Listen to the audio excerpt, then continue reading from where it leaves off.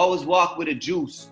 So, you know, keep the gums in your mouth and in your gums, and always walk with a beverage. So in case police run down on you, you swallow the rocks. And I was like, how am I gonna know who to sell it to? And he's like, oh, now you're gonna know. You know what I mean? So the next morning, my story is worse. Yeah, so the next morning I walked out of my house. I got all this crap on me. I walked through Central Square. I'm looking and I'm like, he's bugging. I'm not gonna know who to sell it to. And so I'm walking through this little alley next to McDonald's to get to Columbia Park. And I just see this dude, this old head, and he looked like a zombie, and he just nodded at me. I nod back at him. And he's like, he throw up some type of number. I don't know if it was 1, 2, 3. So I'm like, I'm doing hand jack. I'm trying to confirm, like, you want this crack, you know what I mean? So I think I served him right there type shit. I think he shorted me off rip. I gave him like a dub or like a 40. He probably shorted me $10 in some capacity or some shit, but I made the money and I was like, damn, I sold crack. Bro, I made my first play before I even reached where I was supposed to make a play at. Yeah. That was my experience. Like, I'm supposed to cut through the alley, stand in the park, wait for someone to come. Before that even happened, I'm cutting through the alley, already served. So by the time I'm on the block, I think at least you beachy ho, you know what I mean? Listen, at least you had the marketing shit covered for you. Yo, my first pack, nigga gave me 1,000 cracks and told me I'll holler at you later. We was walking up Fordham Road, asking anybody that looked like they was over 20, yo, you want some crack? Like, yo, you know how many I sold at the end of the day? And then like after that, like I think I ran out of that pack, and then I had another homie who was like, yo, walk around with me and I'm gonna break you off type shit. I'm so dumb. I'm walking around with this motherfucker and I'm busting all his plays. We just walking around. He's going to look for the fiends actively type shit on feet. He's seeing them, yo, go serve him. I'm making all his plays, giving him back his spread. He ain't give me no money at the end of the day type shit. Like, I did a lot of dumb shit, you know what I mean? And then like, just even in the park, like certain dudes, I remember this kid, they locked up right now and shit, Price, you know what I'm saying? Dudes from the CMV, no, he didn't line me up. I ain't want to say that, but his uncles asked him like, yo, what's up with this white kid? What's he doing? And he's like, I don't know. And they're like, is he selling drugs? They'll put something in your blunt and pass you the blunt and you be high or wooly or whatever the fuck, and you be high and they'll rob you. It ain't happened to me, but it happened to people. Like, they get you real high and then rob you type shit. So I remember they took me in the back of the building, pause, and they're like, open your mouth to see if I got cracks on me type shit. You know what I mean? But like I used to go through it a lot. Detectives would fuck with me. Detectives, this dude named Pac-Man, he would pull up in his red blazer and be like, who's the white boy? Blow my shit, you know what I mean? But I was getting my shit off though. I was trapping hard, so I would trap crack and weed, and that was until that was a long time. So while I'm doing that though, I also kind of feel like a loser because I'm not in school and I'm like 14, you know what I mean? And this dude comes by and he's like, yo, I'm like, where you going, bro? He's like, yo, I'm going to Mum Rock's house. He does music or whatever and shit. He got a studio. You know who Mum Rock was? You know who he was, the character? Nah. He was the dude from Thundercats. The dude that was like the little skeleton, and he was like, Mum Rock, like that. Oh, see, I would have dissed him even more if I knew that. Like, I would have flipped that at the bar. But, so I see dude, I'm like, yo, where you going? He's like, yo, I'm going to dude's house, I'm about to record. I'm like, damn, he got a studio? And I was just jealous. I said some hating shit. I was like, yo, tell him he's fucking weak, you heard? Like, I don't know, some shit like that. I never even been to the studio. So the next day, dudes is like, yo, they got a diss track in Rings, which is the thing, like, he dissed me type shit. He was just saying some slick shit, like, he was dissing. Is that your name? Yeah. That name was Miles at the time, so he was violating, like. So I'm like, my pops, I know my pops, so my pops got, I knew my pops had this connection to the studio in Charlestown. So I'm like, yo, bro, you gotta bring me there. Like, please. So my pops paid for an hour of studio time. I did this diss track and I went crazy. I went berserk on him. Like, And that was the first shit I ever really recorded like that. And we was walking around to everybody. I had my man Crease walking up to everybody in the high school. Big shout out to my nigga Creasy, man. Yeah, he was taking the disc man, and he would put the earphones on their shit and play it for him like that. It would have been more efficient with a radio, but I guess we didn't have a radio at the time. But we playing it one for one. Everybody we see in the hood, listen. And people's losing their mind. They're like, you can rap, bro. I'm like, I'm dead nice, bro. You know what I mean? And that was really my introduction to what sticks out? Like, I mean, like recently I'm on Jada's album. That's the illest shit ever. But like coming up, I don't know. I was on like mixtapes and shit. Yeah, bro. You going with Sean Kingston when he was on. You was on joint with Mass Pike Miles when he was. Yeah, that was big. That was big for me. That was big for me. Definitely. 8 balls and quarters. What was his name? Fat Trail. Fat Trail, my Godfrey, Fat Trail. Yeah. Did you do one with Shauna from DTP? Yep. New things that you got going on. And what's the experience, the now versus back when you first started? I think back when I first started, it was like, it was Beast getting me a lot of them features. Like I didn't really know the people. Like they would just get a verse sent and we would, you know what I mean, do business or something. Like, not even crazy. Big shouts to Beast. He's the connection for me and you. Yeah. Beast, yeah, exactly. Beast was plugging me with a lot of shit. But now it's more like everybody I work with, I got a relationship with. Like people see me with like Sosa Geek now, who's popping off the Drake song and shit. But if you look at my video Thumb Through from 2018, I'm in there with Sosa Geek way before people knew who he was. So now his shit going up. That's one of my favorite people to work with because he's crazy. Do you know something? I wanted to ask you this too. Okay, I think good artists know how to put a record together, and they know how to read the vibe of the people to know what to drop. You know what I'm saying? Like right. The good artists know how to formulate good records. Is what I'm saying, right? But the ones that really last and create this bond with their fans or people that follow them is the ability to maintain relationships. You know what I'm saying? So right. How do you, because you one of those cats that everybody know, so that's in the game. So how do you develop these relationships and maintain them? What's your approach?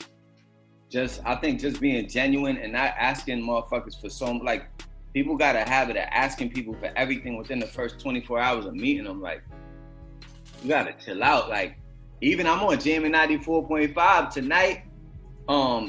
By the time, you know what I'm saying, we air. You know you the best freestyle rapper though, right? You know, you've been on Sway, you've been on Flex, Yeah, but I'm talking about even jamming tonight. I'm just on there playing my records for a whole half hour. That's a top 10 hip hop radio station in the whole world.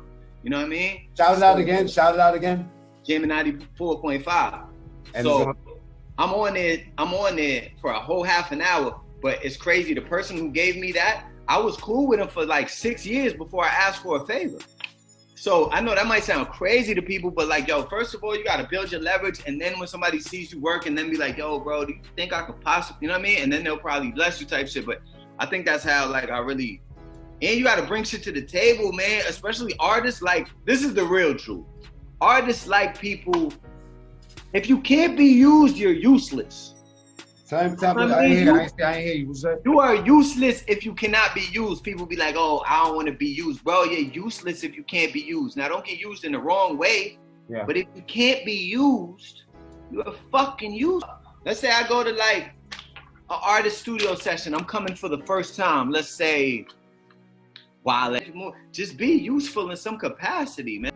I think that's the biggest gem I could give to anybody, man. Just don't come around asking people for favors, man. You look corny. Yeah. It's a turn off. Because dudes want to, niggas is sitting down, you know what I'm saying?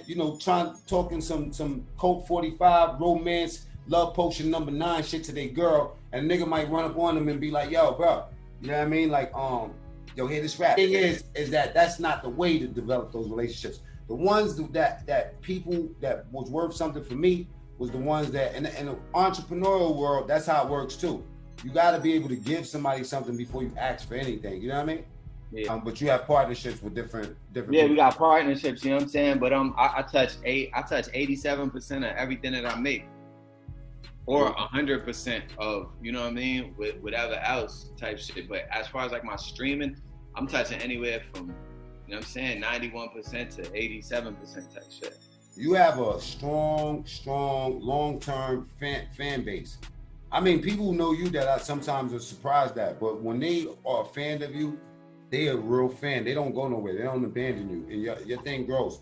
What do you think the avatar for your core base is? Like, in my thing with YouTube, I figure I'm reaching people that been through something and they don't want to go through it no more. You know what I'm saying? What's your demographic? Who? It's weird because it's like you said. I think it's a lot of disenfranchised people and shit. Disenfranchised white motherfuckers too, probably. You know what I mean? People that feel like there's no like white rapper that speaks for them type shit. Because there's no real white rapper that really speaks about, like, you know what I mean, and struggle and shit like that. So I feel like that. But then it's like I just got regular the streets too. I got people that listen to A Boogie and goddamn rapper, you know what I'm saying? Whatever other rapper, like, so it's like I got the streets, I got my music fluctuates too, you know what I mean? So I got my core fans who like everything that I do. They like when I sing on shit, when I rap on shit, they like the freestyle, they like everything about it. But then I got some fans that just fuck with me for the freestyle shit. Then I got some fans that just fuck with me for the melody shit. I got some fans that, you know, so it's like my goal is to always have that core fan that likes just everything. But so I think it really differentiates as far as like how many, like what my core audience is. But I think it at the core of it is all people who are going through something. That's right. Real life shit. Well, you're a doctor then. That's a good occupation to have. You're able to maintain and make a life for yourself, but at the same time help people. And that's why, you know, honestly, you my boy, bro, and you know what I mean? It's a difference with me because I'm so hip hop and I'm peculiar about who I allow myself to like, but I'm a genuine fan of you. That's why I'm able to say those words from a song 12 years ago. We follow you, you know what I'm saying? We see where you're going. And this is how I'm gonna end it right here. What's your mind state when you go into these freestyles? Because you go into the freestyle world, you jump on Sway, and then you go on, you know what I'm saying? You jump on these different shows, and every time you jump on one of those joints, I see you turn up just a little bit more.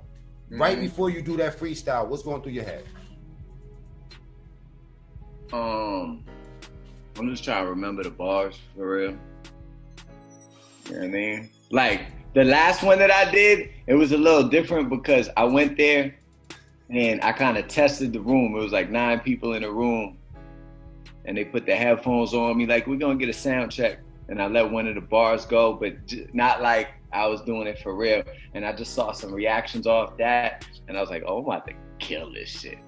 Is it harder to do music now though? But is it harder to like remember the songs and as the songs pile up over the years?